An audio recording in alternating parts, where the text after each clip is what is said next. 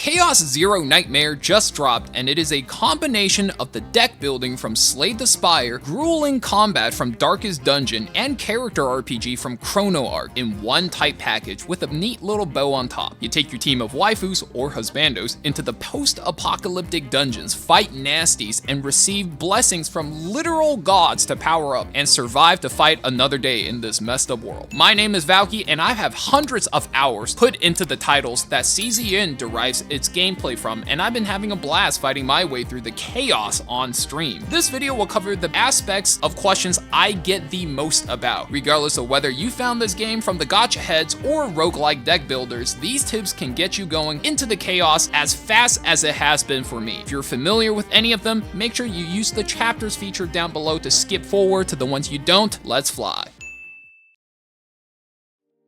Deck Builders is all about scaling your build out of control, and the number one ways to do that are drawing more cards and having more AP to play them. If you were playing a real-time game, this would be the equivalent of knowing the place in your head and having the reaction speed to execute them. Mana cheating is an OP mechanic in literally every single card game, and CZN is no exception. The most accessible AP generation engine for any composition in the game on release is the 4-star character Mika, whose wave mechanic and source of water cards really enable expensive combos. If you're looking for a more premium option, then I recommend playing something like the 5-star character Calliope, whose main skill, Vulture Ejection, not only gives her damage, but shielding as well, since the Celestial or Heaven tag can be cheated out by playing other expensive cards that goes with their build. As far as card draw goes, Ray, Cassius, and Beryl are all 4-star characters that can draw your team cards, especially if you hit a few good epiphanies or neutral cards on top. The characters are one thing, but the best draw comes from the shop or when you train at rest sites, and you're specifically looking for cards such as Rally or Item Bag that can be played at no cost, and they draw or cycle your deck. And at this point, if you've been paying attention, you would have put one and one together and realized, hey, wait a minute, if the goal of this game is to draw cards and have the AP to play them, is zero cost draws just OP? And the answer is yes. You definitely want to find epiphanies that add draws to an AP generator, and likewise, you want to make sure you find AP generation on cards that cost cheap and can draw. And yes, that is literally the goal for every roguelike deck builder, and it is the key to making any team in this genre OP.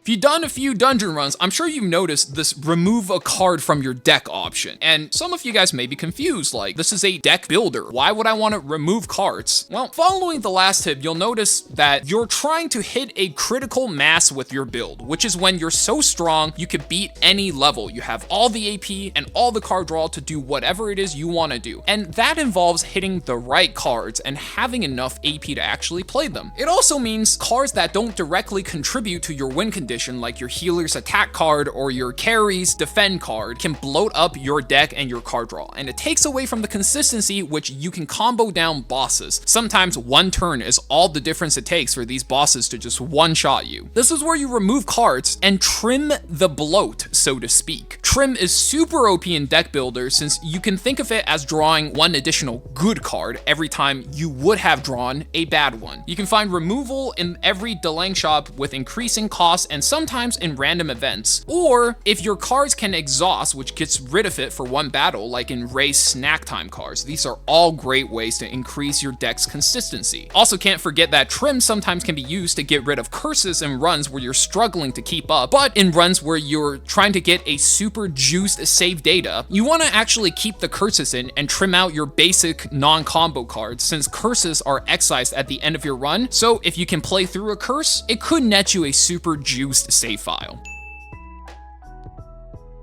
And speaking of save data and save files, the basic gameplay loop is just go into a chaos run, clear it, and get your save file. Then use that save data to farm other game modes like equipment or growth materials in the simulation section. In that sense, the gameplay in CZN is almost a little bit like Uma Musume, where you're doing the roguelike runs to have to save an instance of your character, and then that becomes your build. However, unlike in other gacha game modes, chaos takes no energy, and it's a great time sink to to grind in if you just want to play the game. But I've seen a lot of people sink too much time in the lower end chaos runs where save data value is low. What that means is your team will have less bosses dropping you OP cards, equipment, and epiphanies. It will also mean that if you do hit an epiphany, especially a divine one where it could really break a build, you are much less likely to keep that for your save file. It's a RNG to see what you actually keep at the end of a chaos or zero systems run. So you really just want to get any save files as you unlock them and then use them to progress the story, since the lower level really isn't that difficult, so it's not worth farming. But play it if you're just in it for the love of the game. But keep in mind, the real grind and farming starts after your account hits level 40, when you're unlocking the zero systems mode, where save data value will be either high or very high, and only then is it truly worth the grind. Plus, there's no PvP at all in this game, so you're not really getting ahead of anyone when you do the grind. Games should be fun, and you should definitely pace yourself to make sure you have fun and don't burn out.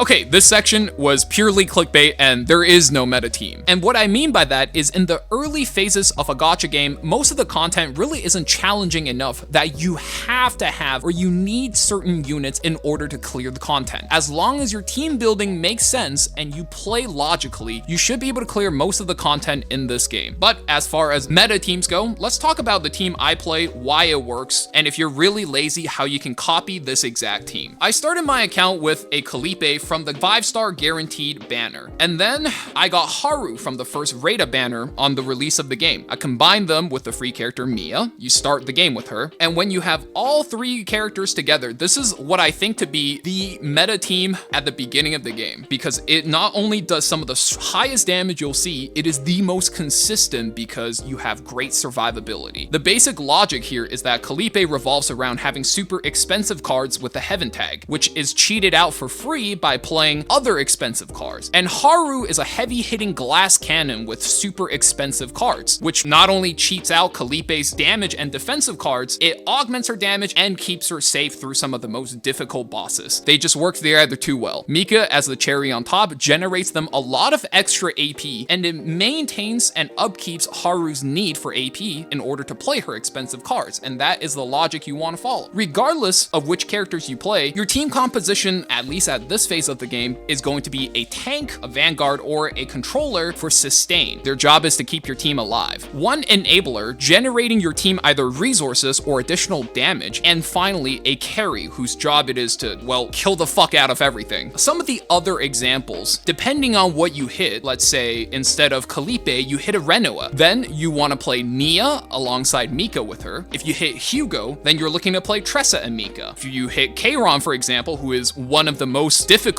but rewarding characters to play, then you want to play him with Rei and Mika. Another super strong team composition that I've seen a lot is Mei Lin, who is played with Selena and Mika. And of course, if you start the game with an Orlia, then you can replace Mika in any of these team compositions. The characters in this game are actually really fun, and I highly encourage you guys to try out any combinations of characters that you like or you think could be really fun, as long as you maintain the basic logic of the roles, the carry, enabler, and sustain in mind.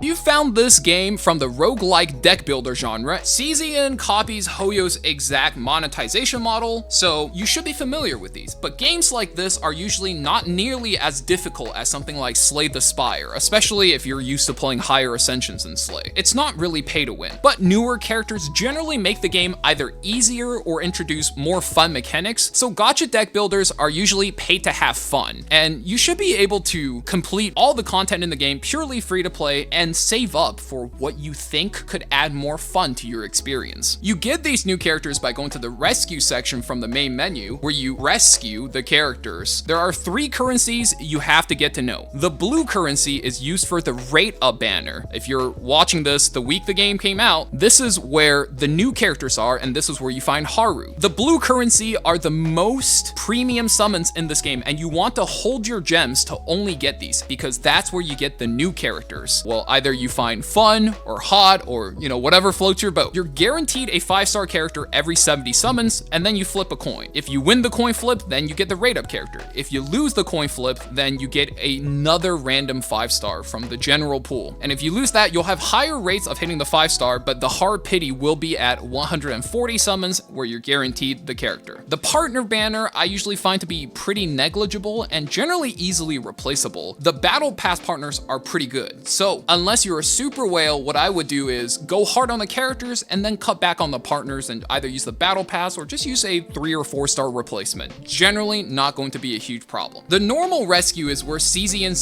system differs from Hoyoverse. Smilegate generally don't gatekeep characters too much behind a limited system, so rate of characters will be in this pool when their banner ends. Like in 2 weeks of this video's release, Haru should be able to be obtainable in the normal banner while her signature partner will move to the normal partner banner. This banner is accessed by the yellow summon, which they give out quite a bit during progression and events. One thing I will say though is you should expect seasonal characters to never be included in this section. So if we ever get, I don't know, a swimsuit Hugo or anything like that, well, then you best make sure you have your blue summon saved if you want that swimsuit Hugo, okay? The last currency you have to know is the camera summon, which is just for cosmetics, and whenever you hit one of these, it's like the same thing as getting a golden card on Hearthstone or a foil card for any other card game. It serves no gameplay purpose outside of just making your cards shinier, and that's really all you have to know about the summon system for this game. Anyway, that's all the tips I have for you guys in this video. If you found any of the tips helpful, you can always help me back by liking the video and subscribing to the channel. Comment down below what you thought was your most helpful tip when you started the game. I've been having a blast with CZN. You can catch me live streaming it at twitch.tv/Valky. So will be it from me in this video. I guess you guys can let me know what kind of content you guys want to see for CZN, since it's been taking up so much of my time and I've been having a lot of fun playing and discussing with my friends. It's gonna be it.